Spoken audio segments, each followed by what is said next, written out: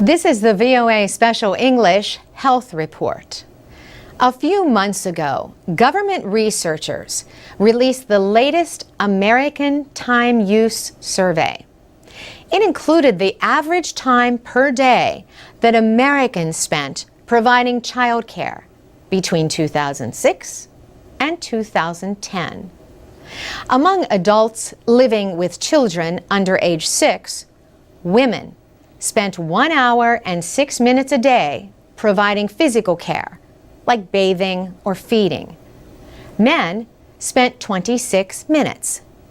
Yet a new study suggests that men are biologically designed to care for their children. It confirmed that testosterone levels drop after men become fathers. Testosterone is the main sex hormone responsible for the changes when a boy develops into a man. Women also produce testosterone, but in much lower amounts. Earlier studies showed that fathers have lower levels of testosterone than childless men. Christopher Kuzawa at Northwestern University in Evanston, Illinois, says there are at least two possible explanations. Is it that fatherhood reduces your testosterone? Or do men with low testosterone to begin with, are they more likely to become fathers?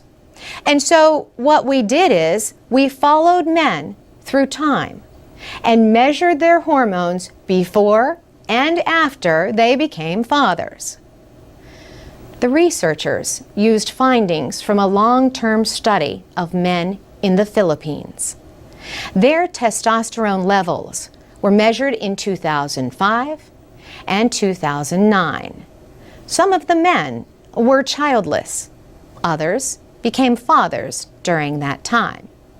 And those were the men where the researchers saw the largest decline in testosterone.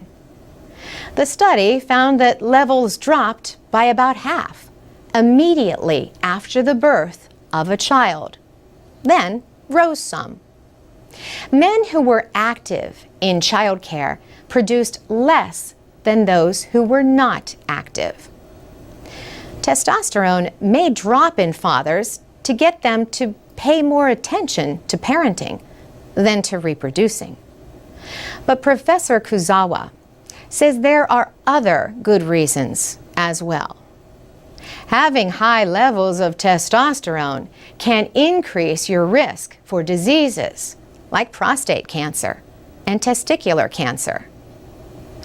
The study is in the proceedings of the National Academy of Sciences.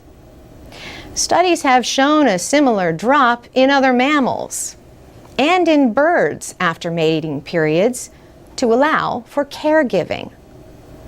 Animal studies have also shown that the greater the involvement of males, the lower their testosterone levels.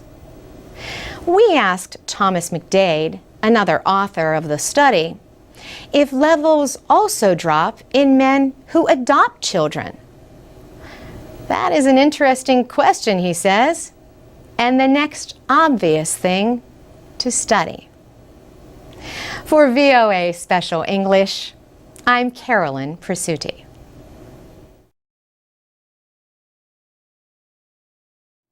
This is the VOA Special English Technology Report. Have you ever heard the expression, a ball of energy? People often use the term to describe very active children.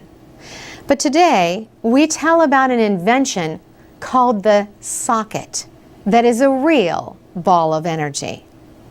A woman who developed the socket calls it a cutting-edge portable generator in the form of a soccer ball. Julia Silverman developed the socket with Jessica Matthews as part of a group project for an engineering class at Harvard University. To better understand what a socket is, you first need to understand how it works. When you play with a ball, a lot of energy is transferred or moves to the ball. Julia Silverman says the socket captures this energy before it is lost or breaks up into the environment. Her invention attempts to capture the energy and then store it for future use. The socket collects and stores this energy with every kick, hit, or throw of the ball. Julia Silverman says users can connect small electrical devices, like a light, directly into the ball. For every 15 minutes of gameplay, the socket can provide enough electricity to power an LED lamp for up to 3 hours. The ball can store up to 24 hours worth of power. The International Energy Association reported last year that nearly 1.5 billion people do not have access to electricity. Most of them live in India, other Asian nations, and in Africa, south of the Sahara. Julia Silverman and Jessica Matthews both had experience in developing countries before they began the project. They knew that power shortages are a serious problem in many areas. Julia Silverman says there is an energy crisis in the world. She notes that 1 in every 5 people does not have any electricity. And there are health issues because those with no electricity may use devices like kerosene lamps, which can produce a lot of smoke. Ms. Silverman says the socket is one small solution to a big problem. Jessica Matthews and Julia Silverman have started a nonprofit organization called Uncharted Play.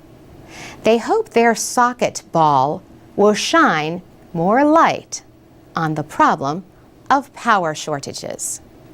It offers people a chance to put their energy into the world's most popular sport and get some energy in return. And that's the VOA Special English Technology Report. For VOA Special English, I'm Carolyn Presutti. This is the VOA Special English Health Report. How many calories we eat appears to be more important than what we eat when we eat too much. That was the finding of a new study that should be satisfying to anyone who counts calories for weight control. More than 1 billion adults are overweight. The World Health Organization calls obesity a global epidemic. Government researchers have just reported their latest estimates for the United States. The good news, obesity rates have not increased much in recent years. The bad news, they have not decreased either. More than 1/3 of adults were obese in 2009 and 2010. Anyone who has ever tried to lose weight knows there are all kinds of conflicting diet plans. Some tell people not to eat carbohydrates. Others say not to eat fats. Still others say to eat more protein or to eat less protein. Dr. George Bray at the Pennington Biomedical Research Center in Louisiana led the new study. He wanted to know if protein affects weight gain. 25 healthy adults were in the study. They were overfed by almost 1,000 calories a day over an 8-week period. Calories in food are a measure of energy.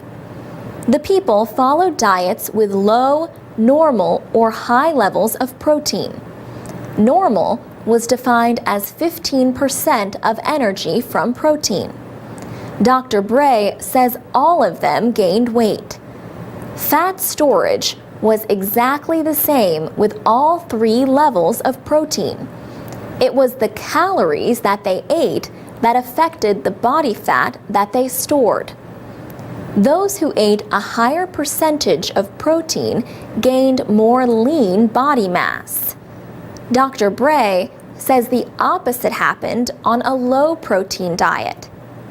If your protein intake's low, you'll actually lose body mass even though you're eating an excess amount of calories. He tells his patients to weigh themselves regularly so they can know quickly if they gain weight. His study appeared in the Journal of the American Medical Association. Dr. Dariush Mozaffarian at the Harvard School of Public Health studies the relationship between diet and conditions like heart disease and diabetes. He says, we don't need to go down a list of avoid this, avoid that, become, food police. It's really actually mostly foods that should be increased. It's fruits, vegetables, whole grains, fish, vegetable oils, and nuts. He says increasing these 6 foods by about 1 serving each day would reduce obesity and help slow the epidemic of obesity-related diseases. For VOA Special English, I'm Alex Villarreal. You can find a video about the study at voaspecialenglish.com. From VOA Learning English, welcome to the Economics Report in Special English. China has been struggling to deal with record levels of smog over Beijing. Recently, officials in several Chinese cities announced plans to trade carbon credits as a way to reduce air pollution. For many years, China considered economic growth more important than the environment. The nation remains hungry for energy, but it has also become the world's biggest producer of carbon gases. Beijing's smoggy days have made international news. Small particles in the air reduce visibility and threaten public health. Smog has been a concern in the city for years, but a sharp rise in pollution levels in January led to sharp criticism from many Chinese. Pollution from coal-burning power centers and factories is a big part of the problem. Now, officials hope to control industrial air pollution by creating systems to trade carbon credits. The trading systems, or platforms, would enable companies to receive credits for lowering greenhouse gas emissions. The credits can then be traded. The goal of these market-based platforms is to get businesses to invest in clean technology. Markets for carbon credits are expected to open this year in 7 cities, including Beijing, Shanghai, and Tianjin.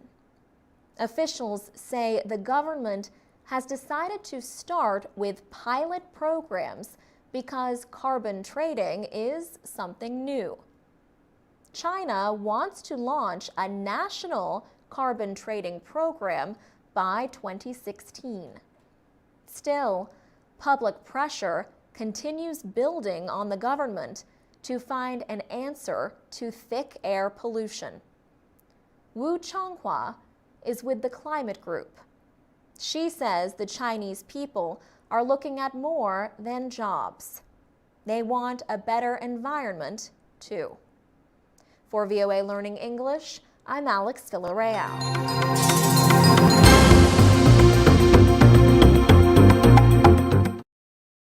This is the VOA Special English Education Report. Many new college graduates in the United States have trouble finding a job in the weak economy. But not graduates from the California Maritime Academy. The Academy is the only school of its kind on the West Coast. Students attend classes on the university campus in Northern California.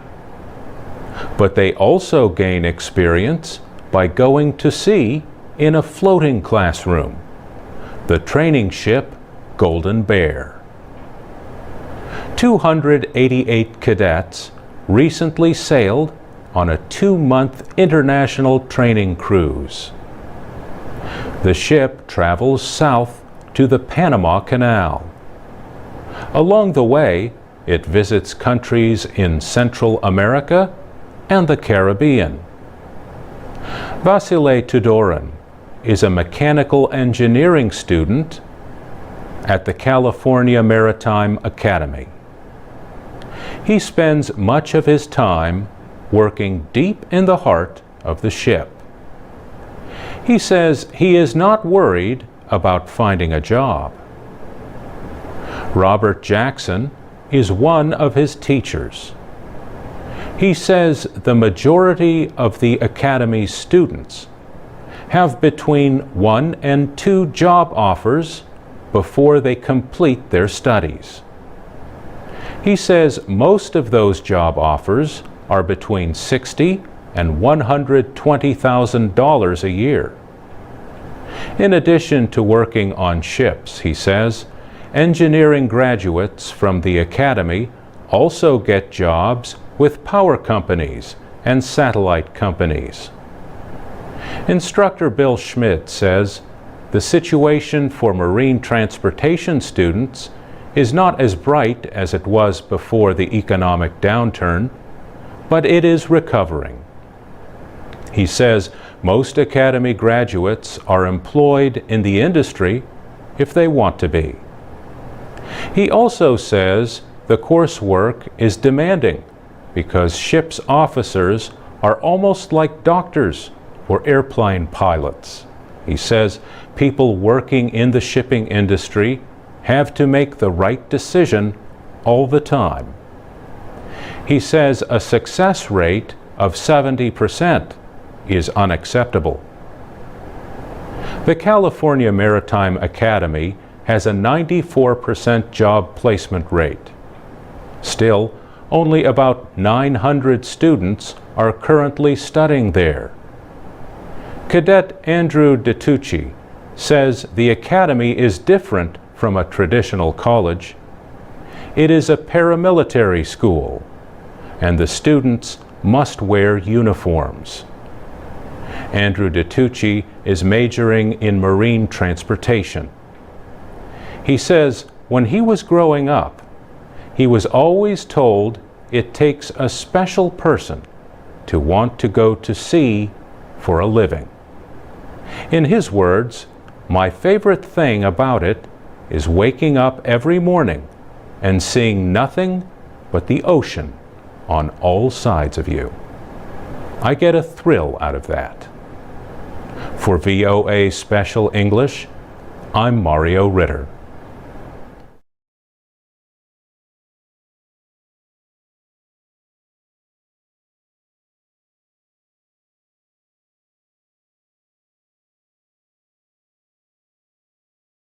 So Rivka, today on Talk to Us, we are asking people ahead of the anniversary of the September 11th terrorist attacks on the United States, that's tomorrow, we're asking people, how do you think we can prevent terrorism in the future?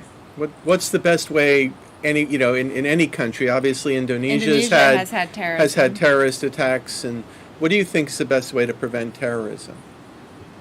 Well, for me, it's a different case in Indonesia, right? Because, as you know, Indonesia is it's not a long story, but we have a special story about terrorism, in Indonesia. For me, as learning from my country, it's the best to approach. I think the best approach is from education, because most of the terrorism network, they usually recruit the young people who are usually poor and undereducated, and they recruit them and they make like promises for wealth and a better living by becoming one of the member. So for me, education is the best approach, especially for young people. And so if they're promising a better way of living in addition to education, and I'd like to know what kind of education you think, it also sounds like young people might need more jobs, for example.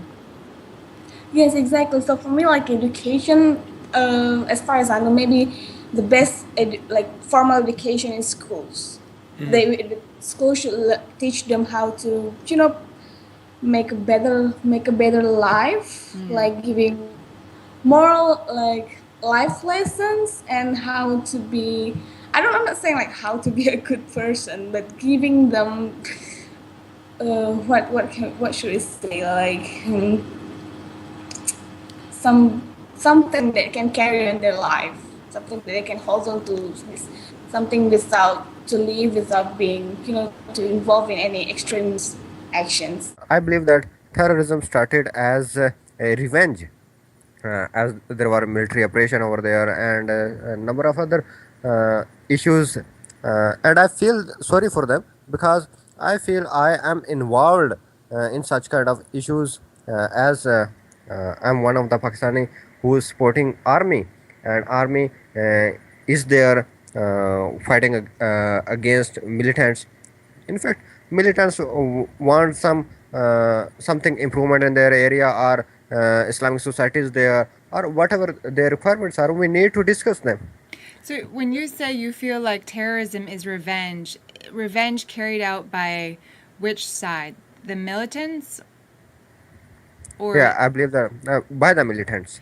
but why, if we can get to the root of why you think they are carrying out the revenge, how would you prevent that revenge from taking place at all? Well, as you said, the revenge is always a reaction. First, you have to stop action for that. What do you think they're reacting to? Well, I believe that it is because of military involvement in the FATA and all the border areas where our military is operating currently. Plus, as we were supporting US in Afghanistan, and that was the major issue. And so if you were to look back on how the events have unfolded after the U.S. invaded Afghanistan, and then militants started using Pakistan as a base to attack Afghanistan, and then the Pakistani army started fighting against the militants, Yeah. what would you suggest as an alternative to the current conflict that's happening in your country, on both We the military side and the militant side? Well, we need to clarify that, as we see that militants on their side, they think that they are fighting for Pakistan, and military, of course, is fighting for Pakistan as well.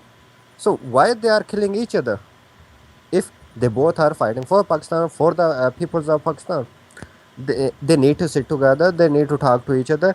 That what is the solution? So, How? The, well, so yeah. then, what do you think is the solution in terms of how do you get the two sides to come together, or to realize that perhaps they share common ground, as you just described? Yeah. Well, I see that the basic roots were again in Afghanistan, as army was supporting USA over there, and uh, as we Muslims consider that USA is against Muslims, and Afghanistan as it was being led by Muslims. So we consider that uh, the Pakistan army shouldn't fight against Afghanis or with the USA over there, and this will be the first thing. But I don't consider that our army will be turning back from the Afghan war, as we have led number of fights there, and we are supporting since long. What do you think is the best way to prevent terrorism? Prevent terrorism. Best way to means we should search all the time, like our government should, search all the time. search all the time? Yeah, search all the time, and we should look like the people in our surroundings. If we have doubt, so like as a public, like we should inform them if we have any doubts or any discussion nearby. So you think that the authorities should search for weapons, for example, or plans for Yeah, terrorism? plans. Yeah, people like surrounding people. If we have suspicious nature people, Would so you encourage more police to be on the streets of the United States, for example? Do you want more cameras? How yeah, would this searching take place? Right. I mean, yeah. it's Like security should be tight. Like security everywhere should be tight and everywhere.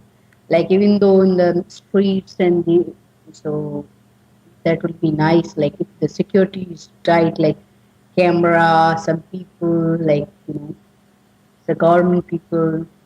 Not in the police dress. Like they must be in the usual dress, They must be in regular plainclothes the dress. regular clothes. Yeah. yeah. Well, so now, how long have you lived in the U.S.? Oh, I have been living in the U.S. For 3 years. 3 years. And so how would you compare? I mean, here we are, we're a day before the 12th anniversary of the September 11th attacks on New York and Washington. Uh, How would you compare security here to the way it was, let's say, in India? Oh, India, India's security is not good. Security here is good. As the big country, they have more danger.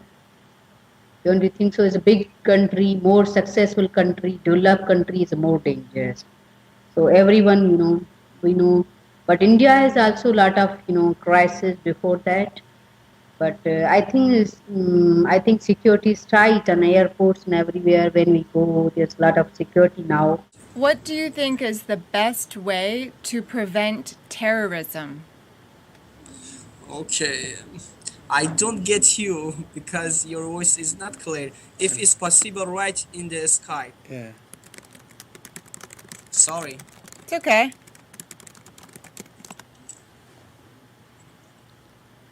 We just wrote. There you go. What is the best way to prevent terrorism? Oh my God, no. We are sure that we are not terrorists because the world like America, okay, told Iran is terrorist, but Iran is not terrorist. I think that when you want to prevent terrorists, you need to inform the people about this phenomenon, and also you need to inform them about the reality of our. I don't You need to inform the know. people I don't about the reality of what? reality of religions, especially, Religions? and about why the people religious.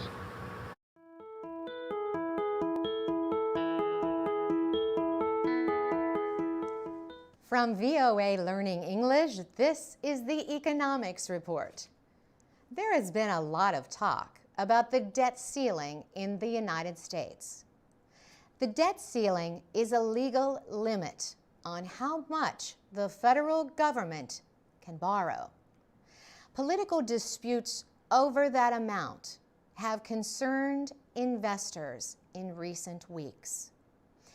American lawmakers must negotiate a new debt ceiling every time the federal debt reaches that legal limit. National debt grows when a government spends more money than it has available. Governments offer bonds and other investments to raise money to pay for this spending. In return, the government promises to repay with interest the investors who buy these securities. The financial demands of World War I led American lawmakers to establish a total debt limit. In 1917, Congress agreed that the president could borrow up to a set amount without seeking approval. Congress has agreed to change the debt limit 10 times since 2001.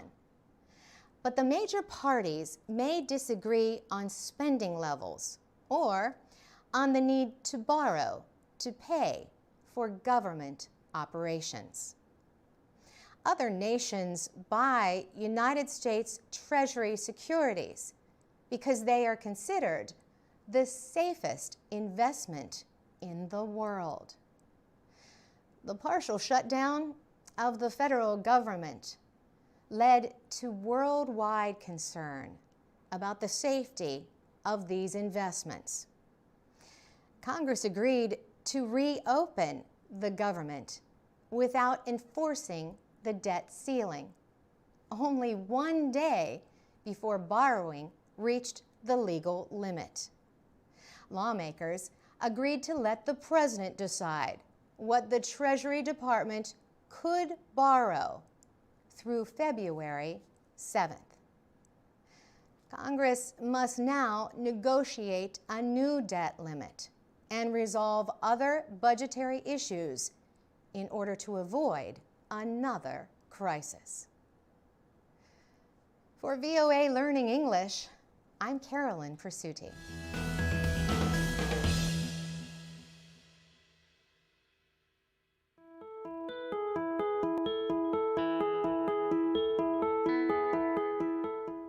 From VOA Learning English, this is the Education Report. Experts estimate that half of the 6,000 languages spoken on our planet will have disappeared by the end of the century. In West Africa, academics are trying to protect the language and rich cultural heritage of Togo. At the University of Lomé, Professor Nbuike Adovi Goiakwe studies video of Gen cultural rituals. The professor is a cultural heritage specialist. He himself is a Gen, one of many ethnic groups in Togo. He has made films of Gen cultural customs with financial assistance from the United States. He says the Gen have an important place in Togo's history and culture. Gen rituals show how its people see their world, the interaction between the living and the dead, the seen and the unseen. The Gen believe in many different voodoo gods. But today, Professor Goiakwe says fewer and fewer Gen children go through voodoo initiation ceremonies. He says that increasingly, the new generation does not recognize the importance of these cultural traditions. He says formal education and the spread of Christianity have reduced their influence. Many young people think traditional practices are uncivilized. And while the Gen language is widely spoken in Lomé, the professor says it is not taught in schools. Gen is one of about 39 languages spoken in Togo. Anahit Menashan is a language specialist with the United Nations Educational, Scientific, and Cultural Organization. She says a language needs people who speak it as their first language. She says a language needs people who can speak it as their second language. If there are not, she says, a language is extinct. She says languages can die as a result of increasing globalization. For VOA Learning English, I'm Alex Villarreal.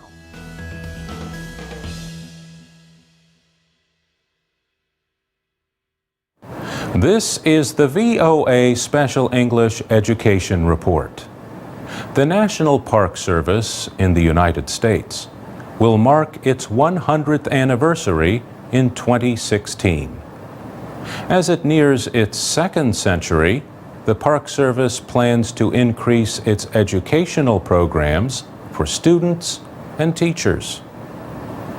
The plans include transportation support for 100,000 students each year to visit national parks to learn about nature and history.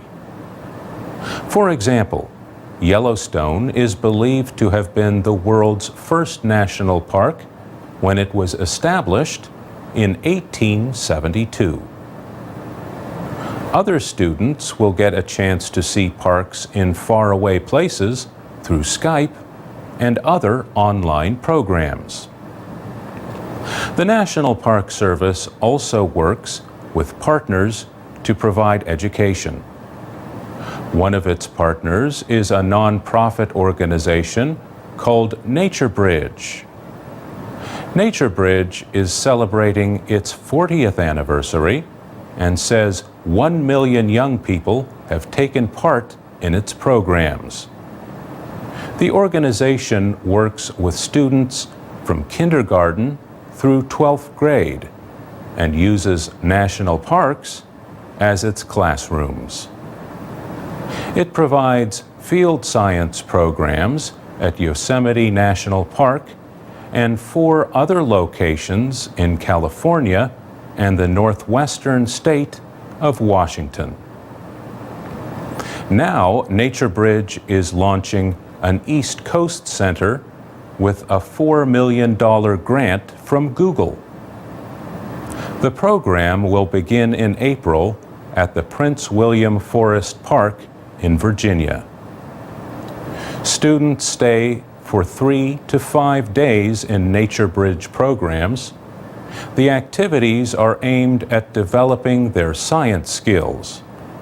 For example, they learn about different soils and study water quality under a microscope. Jason Morris is Executive Vice President of NatureBridge. He says when they are not sleeping, eating, or in a laboratory, the students spend their time outdoors. Julia Washburn is Associate Director of Education and Interpretation for the National Park Service. She says in a time of budget cuts, the agency has to find ways to still meet its goals. We are not likely to get a lot of money in this current economy. This is about doing different work with the money that we have and redirecting resources into it.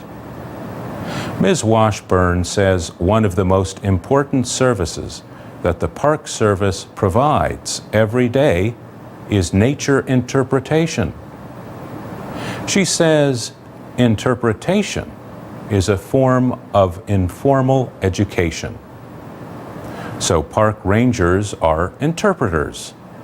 They orient you to the place you are in and help you make connections, emotional and intellectual connections, with the place. For VOA Special English, I'm Mario Ritter.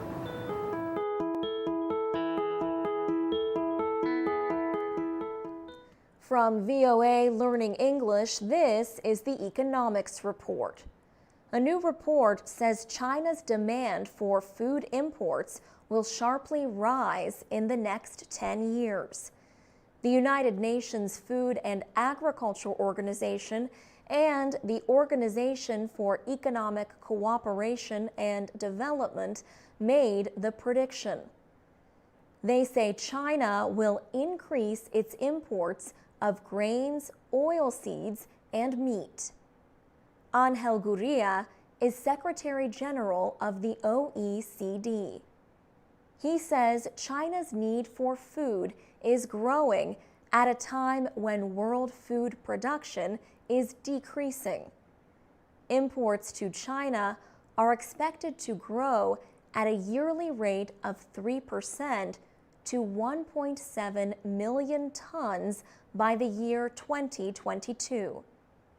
China's imports of crops used to feed animals, called coarse grains, are expected to double by 2022, and imports of oilseeds are predicted to rise 41%.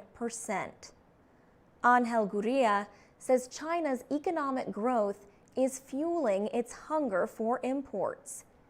He says the country already has a big effect on world food markets. José Graziano da Silva is the head of the Food and Agriculture Organization. He says reducing the large amount of food that is now wasted would help meet the growing demand for food. The rise in the Chinese demand for food is expected to cause grain and other commodity prices to rise. Businesses are taking new steps because of China's influence on world food trade.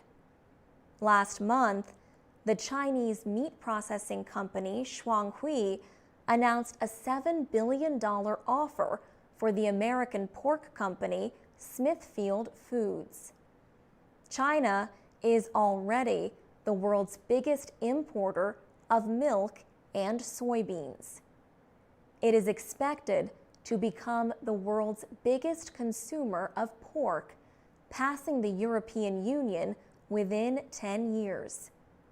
The FAO and OECD say that will cause international pork prices to rise.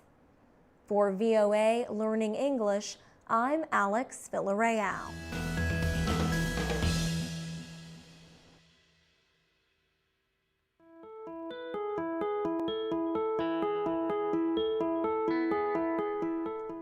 From VOA Learning English, this is the Agriculture Report. The United Nations Environment Program says 200 million Africans go to sleep hungry. That number represents 23% of the population on the continent. A new UN study shows that 8 out of 10 countries facing the worst food shortages are in Africa. Recently, African experts, farmers, and others gathered in Kenya for 2 days of discussion. They debated ways to feed the growing human population in Africa and deal with rising temperatures on Earth's surface. The UN's climate change coordinator for Africa, Richard Muneng, was one of the speakers. He noted a need to increase food production to feed the population. But, he said, it is important to find ways to feed people without destroying forests, rivers, and seas that provide food. At the meetings, Emmanuel Dlamini served as a negotiator for One Africa, a group that fights extreme poverty in Africa.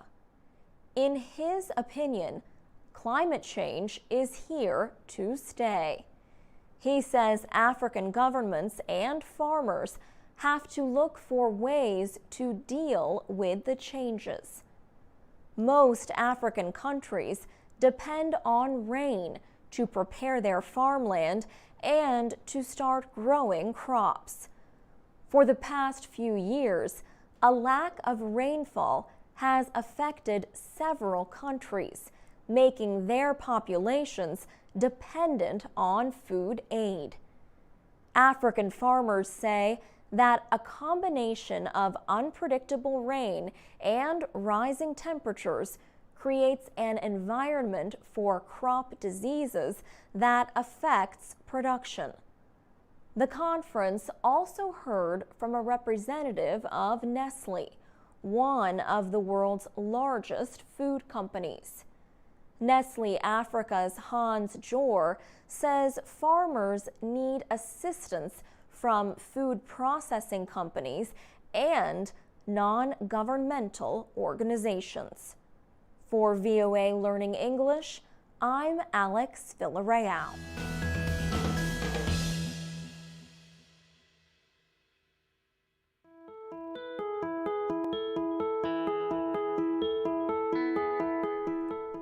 From VOA Learning English, this is the Health Report.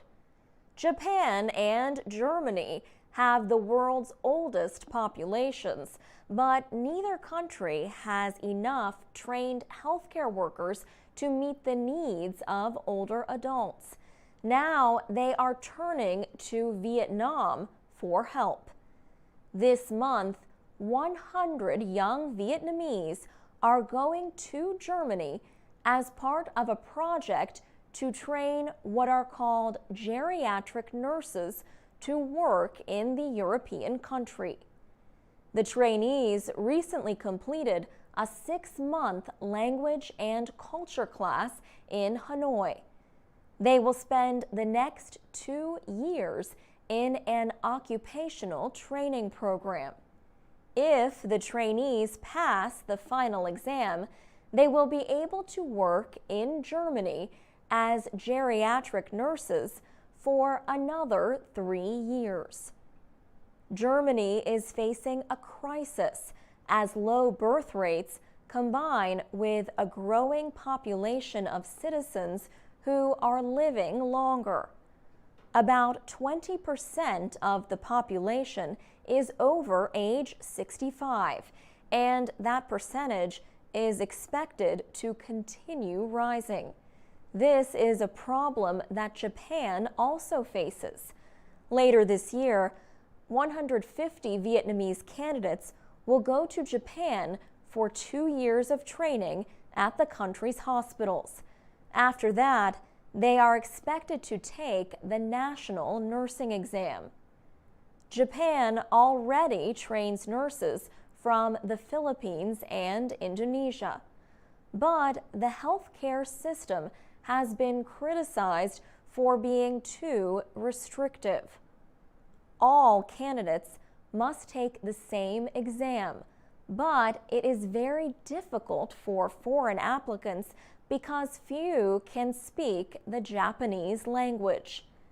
Many Japanese are opposed to foreigners working in some industries. Critics say foreign labor could lead to higher unemployment. But there is little opposition to foreign nurses. In Vietnam, there are not enough jobs for everyone who wants one. Most children are expected to care for their aging parents when they get old. For VOA Learning English, I'm Alex Villarreal.